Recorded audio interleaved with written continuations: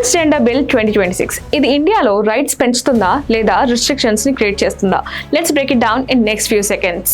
India already has a law, transgender person act 2019, which means protection of rights. ఇదేం చెప్తుందంటే discrimination ని prohibit చేస్తుంది, welfare schemes provide చేయాలి అని చెప్తుంది, అండ్ ఆల్సో ఐడెంటిటీ రికగ్నిషన్ కి ప్రాసెస్ ఉంటుంది. సుప్రీం కోర్ట్ ఏం చెప్తుందంటే ట్రాన్స్జెండర్ పీపుల్ కి సెల్ఫ్ ఐడెంటిఫికేషన్ రైట్ ఉండాలని, according to article 14, 19 and 25. And here, let's also know what is Transgender Bill 2026. Improve implementation of welfare schemes, strengthen identity certification system, better coordination between center and states. Simple గా చెప్పాలంటే పాలసీని stronger and structured గా చేయాలని aim. దీని వల్ల government schemes కి better గా reach అవ్వచ్చు, అఫీషియల్ రికగ్నిషన్ క్లారిటీ పెరుగుతుంది, డేటా కలెక్షన్ ఇంప్రూవ్ అవ్వచ్చు, ఇంప్లిమెంటేషన్ స్ట్రెంగ్తెన్ చేస్తుంది. అయితే దీనికి ఉన్న క్రిటిసిజం ఏంటంటే ఐడెంటిటీ వెరిఫికేషన్ లో స్టిల్ డిస్ట్రిక్ట్ అథారిటీస్ రోల్ ఎక్కువ.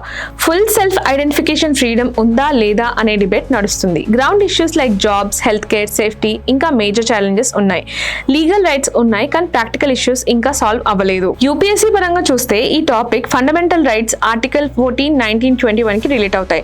Social justice and vulnerable sections కూడా రిలేట్ అవుతుంది. గవర్నెన్స్ అండ్ పాలసీ ఇంప్లిమెంటేషన్స్ లో కూడా రిలేట్ అవుతుంది.